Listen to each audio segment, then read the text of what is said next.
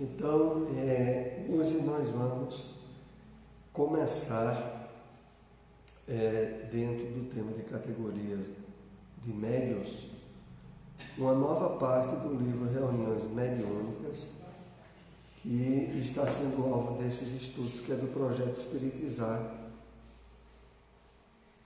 Reuniões Mediúnicas e os vários tipos de mediunidade, que é este livro aqui.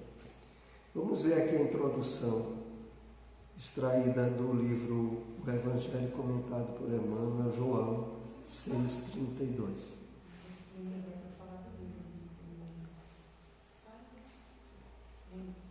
E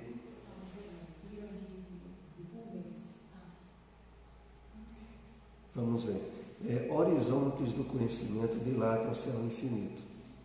Se procuras a própria felicidade, aplica-te com todas as energias ao aproveitamento do pão divino que desce do céu para o teu coração, por meio da palavra dos benfeitores espirituais, e aprende a subir com a mente inflamada de amor e luz aos inesgotáveis celeiros do pão celestial.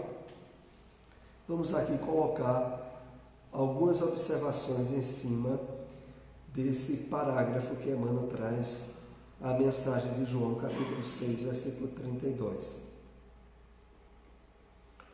Primeiro, quando Emmanuel faz a referência de que horizontes do conhecimento dilatam-se ao infinito, isso é uma constatação que nos vem, sobretudo, a partir da revelação espírita em torno daquilo que o homem desconhecia completamente sobre a vida espiritual.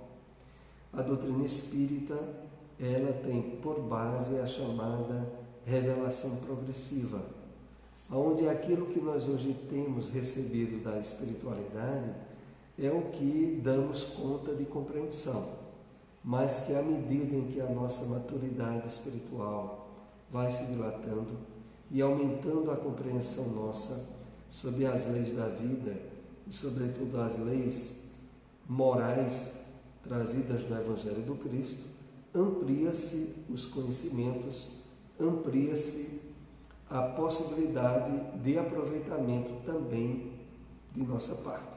E por isso, Emmanuel diz, horizontes do conhecimento dilatam-se ao infinito. E continuando, se procuras a própria felicidade, aplica-te com todas as energias ao aproveitamento do pão divino que desce do céu para o teu coração.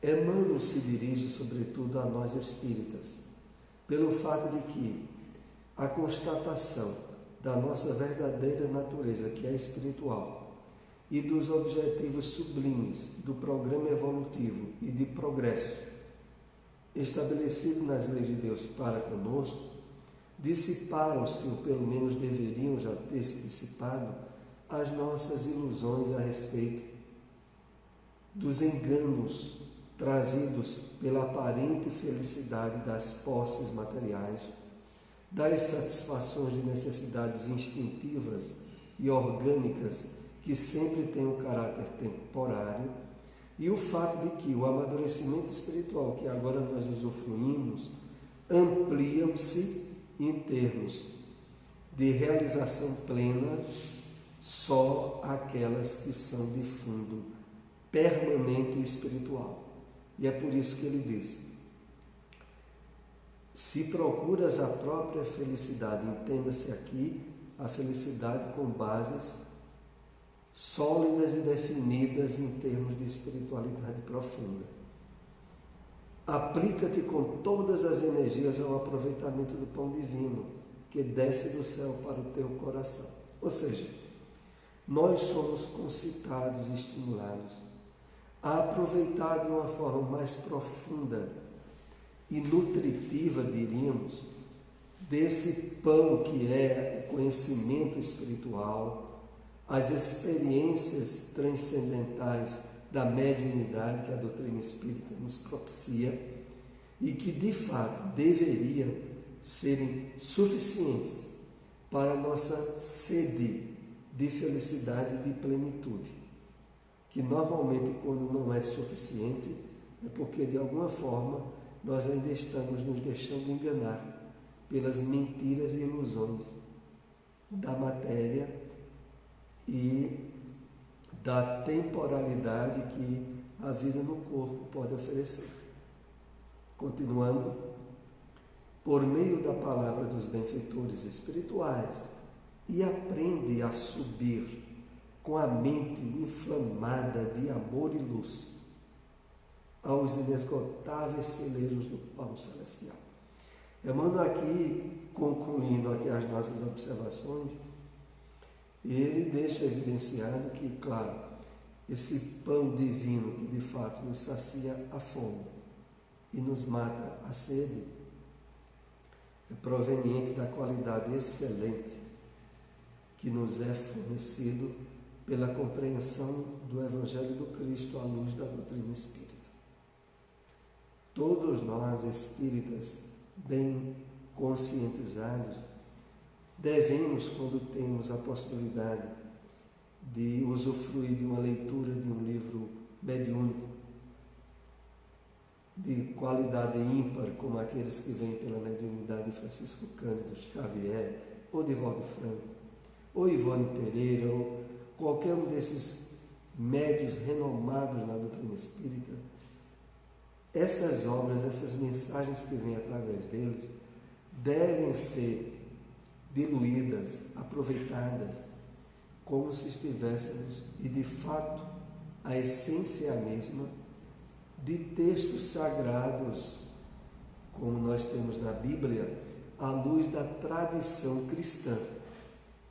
Nós sabemos que, enquanto os nossos irmãos evangélicos ou católicos apenas usufruem como obra proveniente do alto ou de Deus a Bíblia, nós temos nos livros mediúnicos, que vêm através de médiuns que de fato deram pela sua vida e pelo exemplo a constatação de serem intermediários desse pão que vem do alto, o usufruto de uma possibilidade que ainda a grande maioria da humanidade não usufrui.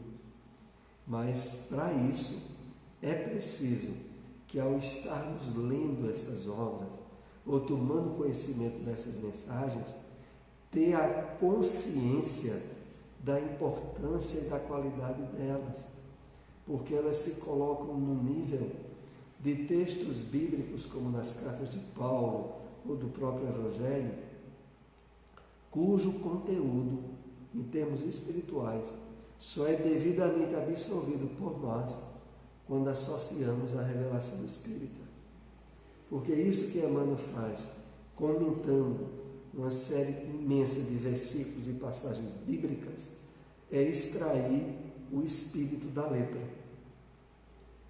Porque a letra bíblica por si só, ela perdeu o conteúdo profundo em termos de traduções, de versões, e ao longo dos anos, pelas próprias mudanças contextuais da história que a humanidade vivencia, mas manteve intacta a profundidade espiritual para a qual o Espiritismo oferece a chave, com a ajuda da qual tudo na Bíblia é compreendido de maneira fácil. Mas é preciso usar a chave da revelação espírita no conteúdo bíblico. Mas vamos aqui encerrando esses comentários para iniciarmos a análise de alguns tópicos das categorias de médiuns que está no livro Reuniões Mediúnicas. Selecionamos algumas, porque existem inúmeras outras. Médiuns fascinados. Começa primeiro a análise dos aspectos da prática mediúnica através das dificuldades e imperfeições de alguns médiuns. Que nós começamos aqui em destaque os médiuns fascinados. E veja o que é que o texto diz, inclusive extraído do livro dos médiuns, no item 196. Os que são iludidos por espíritos enganadores e se iludem sobre a natureza das comunicações que recebem, acreditam que as comunicações que recebem são de espíritos superiores e por isso são iludidos e se iludem ao mesmo tempo, acreditando-se presunçosamente capaz de grandes missões. Então, um dos aspectos mais trabalhosos e difíceis que se tem na prática mediúnica é devido às questões relativas às obsessões, às influências espirituais malsãs, de onde a característica dos médiuns fascinados é uma das mais difíceis de se lidar, porque normalmente aqueles que assim se colocam, eles têm a mais absoluta ilusão da qualidade da natureza das comunicações que estão recebendo. E como é que isso se dá? É que eles acreditam piamente de que aquelas mensagens vêm de espíritos elevados. E devido a uma espécie de crença absolutamente cega na sua infalibilidade, eles bloqueiam qualquer possibilidade de alerta ou de despertamento por parte de companheiros ou de outros que trabalham com ele na instituição espírita. Mas isso aqui ainda é mais detalhado aqui. Se tornam alvo dos espíritos mistificadores, que fazem uso dele para criar obstáculos ao avanço da doutrina. Infestam o movimento espírita de propostas que não se coadunam, que não se harmonizam com as bases kardecianas e evangélicas do espiritismo.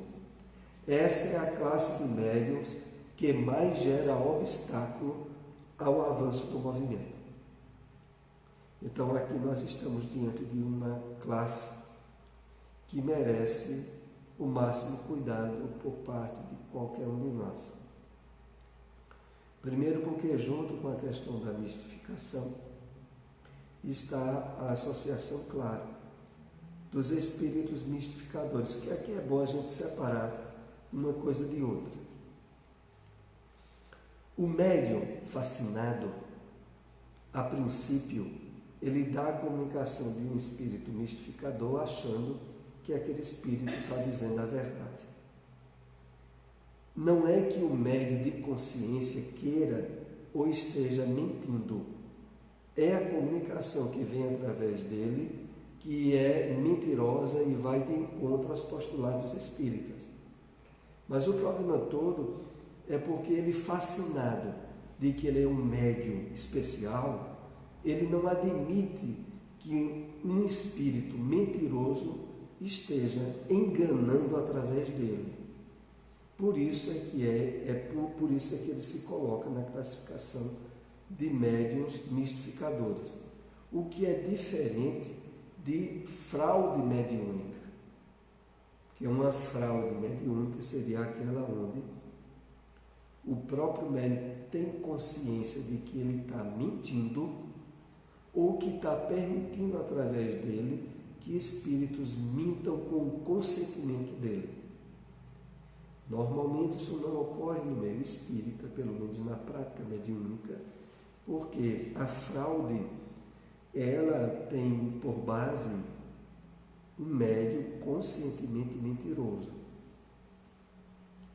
que se afasta ou colide frontalmente com o Evangelho do Cristo, porque ele está mentindo e sabendo que mente. Aí é diferente do médium mistificador. No médium mistificador ele está sendo enganado devido a um fascínio. Ele não sabe que está sendo enganado. Ele não está enganando intencionalmente.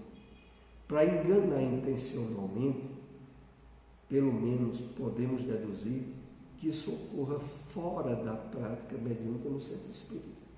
Porque no centro espírita, no mínimo, a pessoa vai ter um primeiro encontro com o Evangelho do Cristo, onde ele vai aprender de forma explícita o sofrimento que decorre de usar da mentira ou de um ardil para querer enganar os outros. Mas fora da prática espírita é muito fácil de ocorrer. E aqui diz, essa é a classe de médios que mais gera obstáculo ao avanço do movimento. Por quê? Porque o médium fascinado, ele está num nível de envolvimento obsessivo que ele não há conversa, não há argumento que faça com que ele pense de uma forma diferente e perceba que está dizendo ou ensinando coisas absurdas. E isso realmente acaba entrando em choque e criando obstáculo ao avanço do movimento espírita.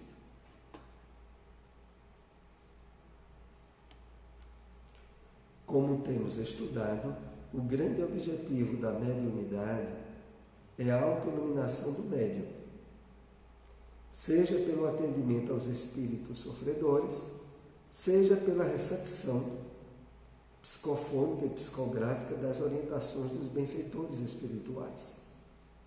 O primeiro interessado na utilização do que recebe deve ser ele próprio. Essa observação que é colocada no livro é porque, normalmente, os médiuns que se tornam fascinados ou que são alvo de mistificações, a primeira índole que eles têm é de que eles têm uma revelação, um ensino importante para dar aos outros. Não é para ele, não é para os outros. Os outros é que têm que ter cuidado e importância àquilo que ele está ensinando. E aí nós vemos que esse tipo de argumento, ele colide frontalmente com os objetivos maiores que a prática mediúnica favorece a cada um de seus participantes. E qual é o benefício que mais favorece? O do médium saber, e isso nós aqui estamos estudando e tendo uma forma muito explícita de entender, e que tudo que vem através do médium, primeiramente se destina a ele, não é aos outros. Aos outros vem por decorrência, mas não por indicação principal. Eu me lembro quando uma vez Divaldo Franco se queixava de Joana de Ângeles, porque normalmente Joana de Ângeles escrevia mensagens e livros que eram destinados aos outros, não eram. Divaldo se queixava de não receber diretamente para ele uma mensagem de Joana de Ângeles que fosse destinada a ele e não para ele estar repassando para os outros. E aí Joana de Ângeles chamou a ele a atenção de que normalmente, na grande maioria ou na totalidade das mensagens mediúnicas de Joana de Ângeles, ela sempre utilizou o verbo na segunda pessoa. Tu. Então, por exemplo, como aquele livro que eu já citei aqui, Filho de Deus. És filho de Deus. Então, o teu Cristo. Possuis o Cristo interno, poderoso. Ou seja, era destinado primeiramente pela forma verbal a Divaldo. E até Divaldo conta que Joana disse assim ainda, se tu passa as mensagens para os outros, isso é contigo. A mensagem primeiramente era destinada a você, até pela própria forma verbal que ela utilizava e utiliza. Então, realmente, os livros de Joana de Ângeles, deixe-me ver aqui um que eu tenho aqui às mãos. Olha, eu tenho aqui Diretrizes do Êxito. Abrindo aqui em qualquer página, se eu for ler um parágrafo, ela diz assim: aprende tu a ouvir com o coração tudo quanto outros corações estejam procurando dizer-te. Então, não temos os textos é na segunda pessoa. Ele diz, eu escrevo para tu, agora se tu passa para os outros, isso aí é contigo. Porque, na verdade, era uma queixa infundada. Então, à luz da doutrina espírita, o que vem através de um médium é dirigido primeiro para ele, não é para os outros. Se o médium que é vítima de uma fascinação ou de uma mistificação tivesse consciência disso, ele já teria um antídoto para resolver o problema. Porque em vez de ele correr para querer passar a mensagem para os outros, ele pegaria a mensagem para ele e refletiria para ele primeiramente em que aquela mensagem poderia ser aplicada nele. E aí ele já teria uma forma de discernimento para evitar a intensificação do processo de fascinação. Continuando. Médiuns suscetíveis. Isso aqui é uma questão bem delicada, porque suscetibilidade tem a ver com muita sensibilidade, com melindre. Então, os médiuns suscetíveis são aqueles que se encaixam dentro desse campo. Vejam só, variedade dos médiuns orgulhosos, suscetibilizam-se com as críticas de que sejam objeto de suas comunicações, zangam-se com a menor contradição e se mostram o que obtêm é para ser admirado e não para que se lhes dê um parecer. Fogem das reuniões onde não possam impor-se e dominar-se. Então, vejam, vejamos a grande questão que a mediunidade tem, e que para isso a doutrina espírita é muito clara e é evidente para nós, é que, vejam, nós vivemos num mundo de provas e expiações. A maioria de nós tem uma carga de provas, de dificuldades para resolver. Só que os médiuns ostensivos, normalmente, estão nessa mesma classe geral dos que estão encarnados na Terra. Só que ele tem uma faculdade emprestada pelas leis divinas para ajudar ele a resolver uma série de situações de acréscimo por ele ser alguém que errou mais do que a maioria no passado. Então, em vez de um médium ostensivo ser alguém que tenha uma possibilidade de intermediar os espíritos, porque ele é uma pessoa especial, porque ele tem um dom que outros não teriam, à luz da doutrina espírita, ele sempre tem que se ver como alguém que tem mais provas para resolver, mais questões para resgatar. Por isso, e aí é que está o ponto delicado, é que se ele, encontrando a doutrina espírita, ele se tornar sensível a se domesticar, a ser alguém mais humilde, mais sensível ao bem, abrindo-se à transformação que o Evangelho do Cristo propõe, ótimo. Ele vai ser um excelente médium no movimento espírita. Mas, normalmente, não é isso que acontece. Porque tendo ele muita coisa de orgulho, de vaidade, de egoísmo do passado, e estando agora com a mediunidade, ele se torna mais fácil de estornar, intensificar o seu lado inferior. E é por isso que mesmo nos centros espíritas, na prática mediúnica, a gente vê tanto do problema. Porque a pessoa já é médium, porque traz uma carga maior do que os outros do passado. Aí depois ele bota na cabeça, não sei porquê, porque nisso a doutrina espírita é muito bem clara, é de que ele é mais devedor do que os outros, mas ele bota na cabeça, não, que ele é uma pessoa mais especial, que ele tem alguma coisa diferente que os outros não têm, porque ele mereceu.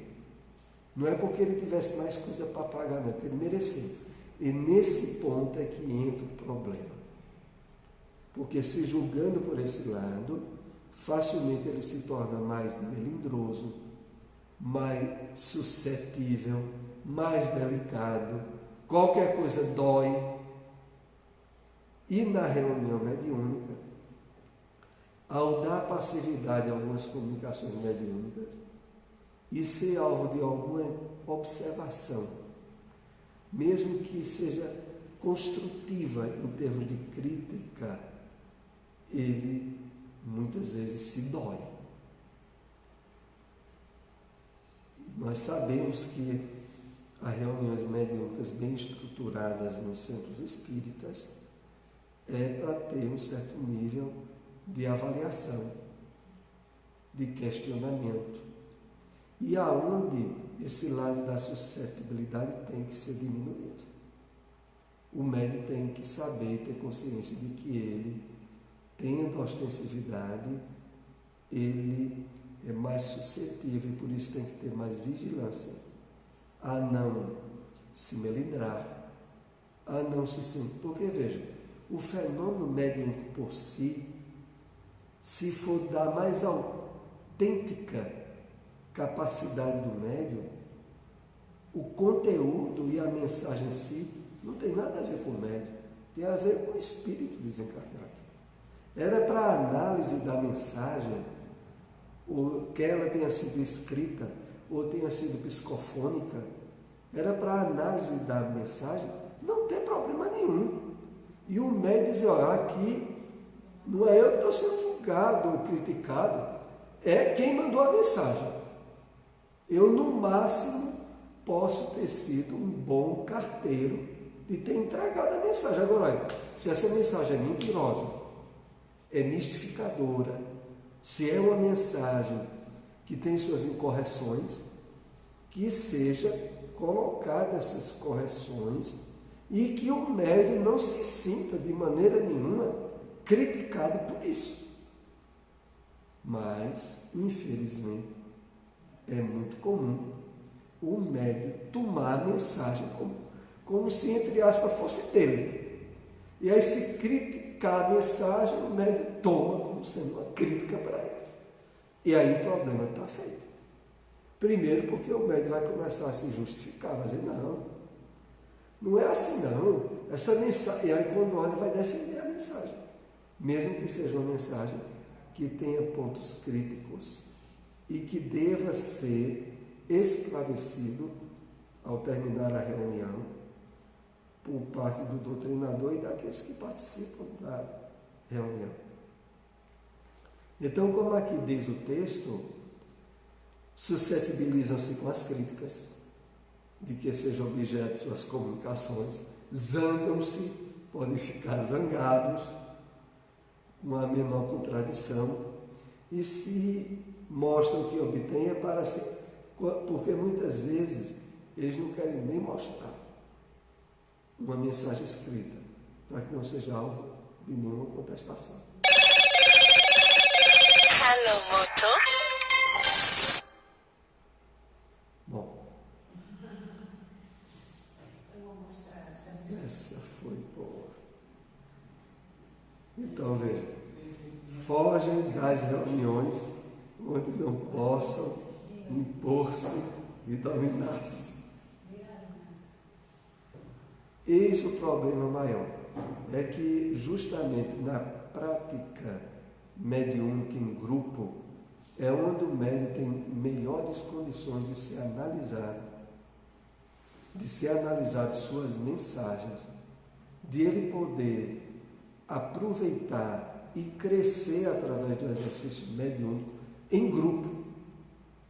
Mas aí muitas vezes a suscetibilidade acabam estimulando eles a se afastarem do trabalho em grupo, justamente para se tornarem presas de uma fascinação a qual dificilmente irão conseguir sair, porque é relativamente comum a suscetibilidade do médium fascinado tornar mais do tipo ainda mais grave de obsessão, que é a subjugação. O problema começa com a fascinação e acaba indo para o campo da subjugação, muito mais problemática e muitas vezes até mesmo alienadora. Na verdade, tem pouco conhecimento da doutrina espírita. Por isso, se envaidecem com as comunicações que recebem, como se eles próprios fossem os autores. Com esse movimento, abrem campo para a mistificação, sendo presas fáceis para os pseudo-sábios. Está na página 107 do livro Reuniões Mediúnicas. Então, a questão maior é que essas ocorrências negativas na prática da mediunidade é comum estarem associadas ao pouco estudo e à pouca leitura, que faculta, de uma forma ainda pior, o envaidecimento com as comunicações trabalhoso, ele perceber que está sendo muitas vezes mistificado através de um espírito que encontrou abertura para se comunicar através dele. Quando aqui é citado de que com esse movimento abrem campo para a mistificação, sendo presas fáceis para os pseudo-sábios, é porque algumas vezes no próprio exercício da prática mediúnica, mesmo um médium que vem numa prática regular, mas tendo havido um certo nível de invigilância, de conflitos na área emocional, quando olha, criou-se alguma abertura quando chega o momento da prática mediúnica para a comunicação de um espírito que chega com a intenção de enganar. Mas se esse médium for aberto ao estudo, ao conhecimento, ele mesmo perceberia na mensagem o conteúdo conflitivo com a doutrina que aquele espírito quis transmitir. Mas aí é preciso ter um certo estudo.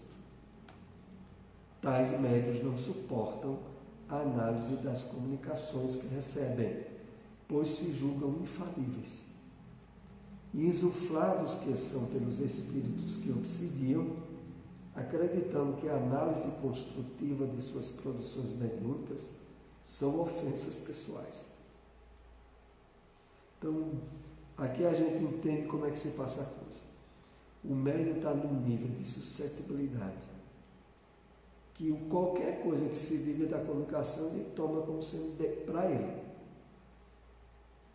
Olha, se houver, por exemplo, por parte do doutrinador, uma observação do tipo, olha, percebo que a mensagem, mesmo apresentando uma linguagem elevada, uma linguagem erudita mesmo, mas há um conteúdo, uma certa passagem que se conflita com um dos fundamentos da doutrina espírita,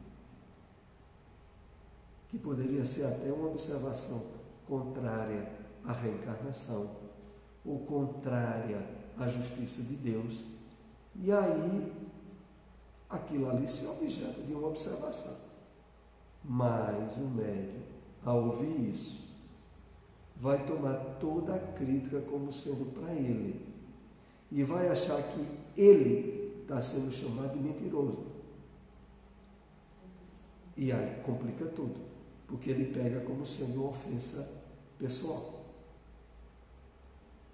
Então não é de admirar, exemplo, em uma mensagem, mesmo de um conteúdo a princípio elevado, um espírito dizer, por exemplo, mas às vezes as situações de dores e de sofrimento na Terra dão a entender a imperfeição da justiça divina. E aí tem que ser objeto de observação esse tipo de conteúdo. No próprio livro dos médiuns, há na sua última parte uma série de mensagens classificadas por tipo de enganos que podem trazer. Então, mensagens de teor de mistificação, também mensagens sérias e elevadas. Então, há uma certa classificação de exemplos justamente para trabalhar esse lado com o próprio médium. Ele mesmo é que deveria, a princípio, ser o primeiro autoanalisador da mensagem que ele deu. Mas o problema é que, estando num certo nível de suscetibilidade e de engano, nem ele observa e nem quer que ninguém estabeleça nenhuma crítica. O movimento espírita está repleto de médiuns assim.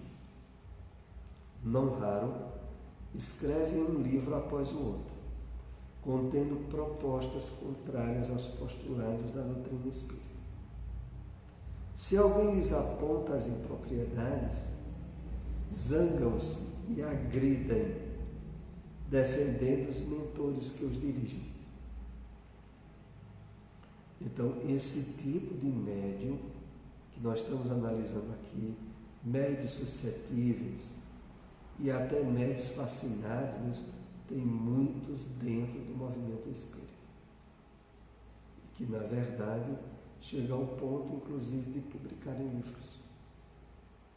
Agora, livros que, se alguém fizer uma leitura com uma boa base doutrinária, percebe logo um nível de conflito com os postulados espíritas. Mas aí, infelizmente, às vezes, alguém pouco conhecedor da doutrina espírita vai absorver aquele conteúdo e ter um certo nível de desvio do verdadeiro conhecimento da doutrina espírita. Como são caracterizados pelo orgulho e pela presunção, desejam que os seus escritos sejam elogiados e enaltecidos, pois consideram que são plena expressão da verdade.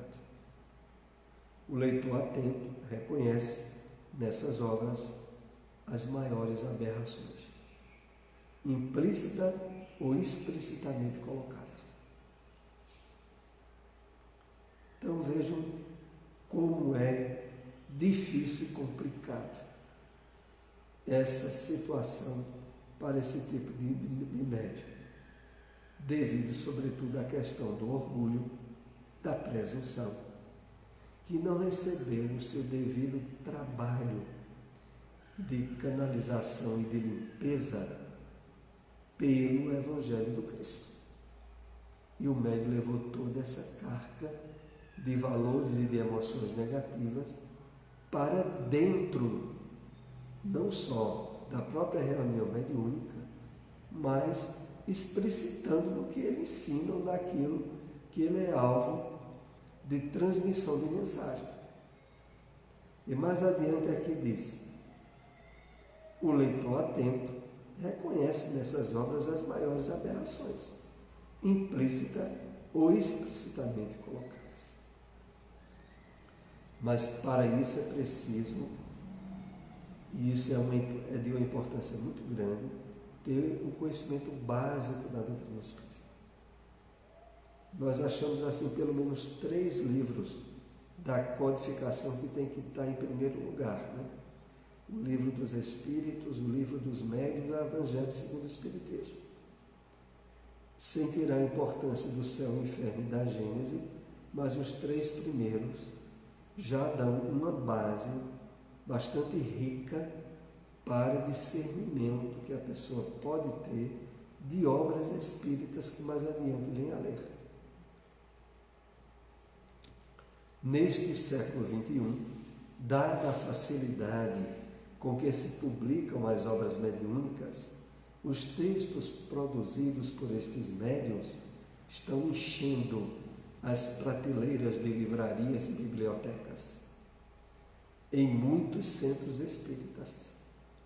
É o joio misturado com o trigo nas livrarias que deveriam vender apenas os bons livros espíritas. Então, a quantidade de obras desse teor tem aumentado de uma forma absurda. A gente pode dizer, praticamente sem nenhum exagero, que no Brasil, praticamente cada dia tem alguém publicando um livro mediúnico. em alguma editora, inclusive na sua própria editora, porque tem muitos médios no Brasil que são donos da editora que publica os seus livros. Então, o que ocorre?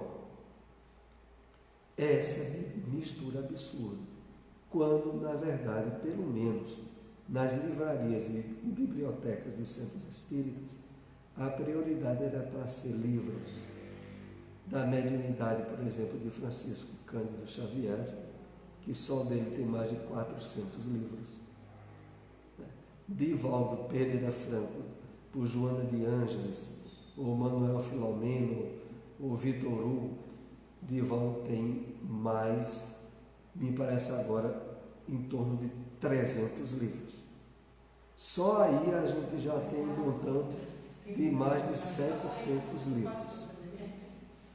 E aí tem livros também de autores importantes como Leon Denis, Ivone Pereira, vai ter livros importantes de Zilda Gama e de vários médiuns renomados do movimento espírita, publicados por editoras como a Federação Espírita Brasileira, como algumas editoras espíritas renomadas, tem o ID, tem a própria editora Alvorada, mas esses livros precisarão ter prioridade. E se tiver, praticamente, os centros espíritas, as livrarias não têm espaço suficiente.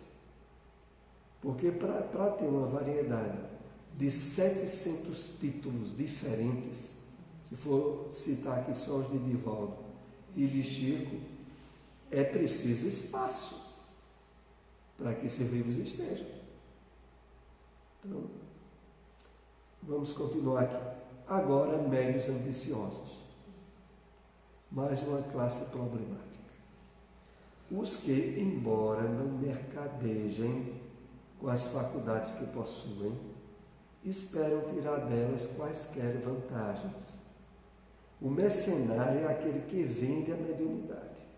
Já os médios ambiciosos esperam tirar vantagens da mediunidade em forma de poder, destaque, projeção pessoal e outros favores dos beneficiários de suas atividades mediúnicas. Então, a questão é essa, é que a classe dos chamados médios ambiciosos, eles podem não receber um pagamento direto pelo uso e a prática da sua mediunidade, mas aceitam determinados privilégios, vantagens e até mesmo, às vezes, alguns presentes, como sendo uma forma de colher benefício de sua atividade mediúnica. Infelizmente, esse tipo de mediunidade, claro, nas reuniões mediúnicas, nas casas espíritas, há um obstáculo imenso a esse tipo de mediunidade, porque a reunião, além de ser feita no anonimato e a portas fechadas, não é possibilitado qualquer espécie de pagamento aos médios. O problema todo é quando esses médios, mesmo participando de grupos espíritas, também exercem sua mediunidade em casa ou na casa de terceiros. E aí passam, mais cedo ou mais tarde, serem alvo de certa destaque, de certa projeção pessoal, tornando-se aí sim grande mal no exercício da sua faculdade mediúnica. Mas agora nós vamos pelo menos iniciar aqui os bons médios, para equilibrar esse quadro. Médios modestos, é um dos subitens, os que nenhum reclamo fazem das comunicações que recebem. Por mais belas que sejam, consideram-se estranhos a elas e não se julgam ao abrigo das mistificações. Longe de evitarem as opiniões desinteressadas, solicitam-nas. Então aqui é um dos lados da qualidade do exercício da mediunidade. Os médiuns modestos, primeiro, eles têm um nível de consciência bastante desperto de que o conteúdo que vem através da mediunidade não é dele. Ele é só um intermediário, um carteiro. E por isso, ele acha até bom que as mensagens que vêm através dele sejam alvo de alguma crítica e de alguma observação. Principalmente porque objetivam o aperfeiçoamento da sua prática mediúnica. Continua aqui ainda uma observação. A modéstia é um antídoto mais seguro para se evitar as mistificações que comentamos. O médium modesto não se julga ao abrigo das mistificações, ele sabe de suas limitações e das possibilidades de, havendo uma brecha pela invigilância, um espírito pseudo-sábio se utilizar da sua mediunidade para mistificar. Vejam como é. Um médium modesto, que sobretudo trabalha dentro de si a humildade, ele sabe que é possível, através da mediunidade, se comunicar a um espírito enganador. Não que ele, como médium, queira enganar, mas ele sabe que, em um momento de certa invigilância, proveniente até de um desequilíbrio emocional ou outro, ele recebeu uma comunicação de um espírito pseudo-sábio e que vem para enganar. Outra classe ainda de médiuns positivas, que é os médiuns devotados. Os que compreendem que o verdadeiro médium tem uma missão a cumprir e deve, quando necessário, sacrificar gostos, hábitos, prazeres, tempo e mesmo interesses materiais ao bem dos outros. É parte do item 197 do livro dos médiuns, essa classificação de médiuns devotados. Então, esse tipo de médium, ele tem uma compreensão e uma consciência do exercício da mediunidade através dele, aonde ele se coloca aberto a, se necessário, sacrificar questões pessoais para a boa prática e para não faltar ao exercício da mediunidade. Continuando aí dessa explicação. A mediunidade é uma doação, é um processo no qual praticamos o sacrifício, ou seja, o sacro ofício de renunciar aos nossos gostos, hábitos, prazeres, tempo e interesses materiais ao bem de todos, praticando a mais meritória das virtudes. E isso, inclusive, é relatado na questão 893 do livro dos Espíritos. E vejam, a mais meritória das virtudes é exatamente essa onde há o sacrifício do interesse pessoal. Quando a gente, para ajudar alguém, encarnado ou desencarnado, a gente está sacrificando de fato alguma coisa que seria do nosso interesse pessoal, nesse momento aí, nós estamos exercendo uma das caridades mais elevadas.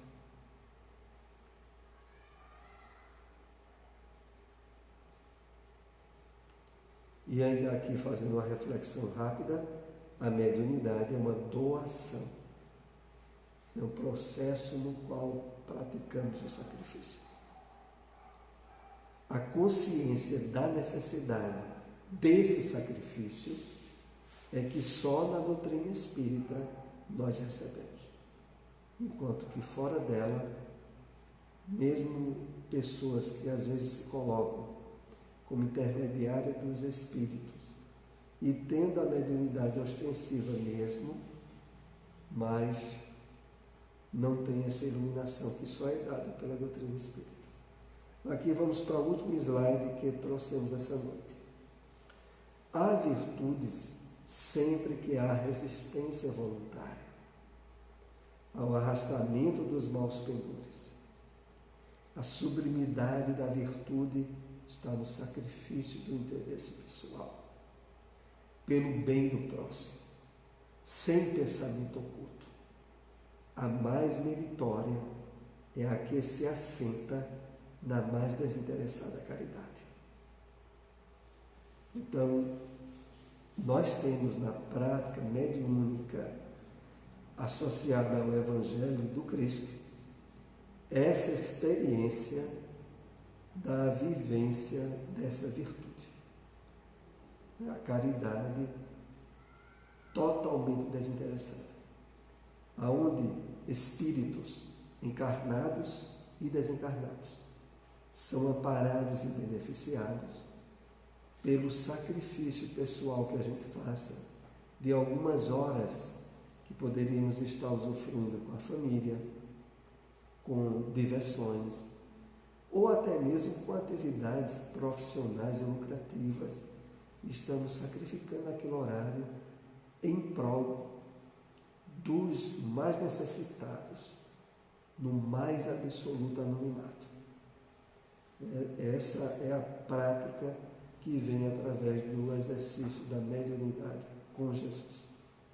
Vamos então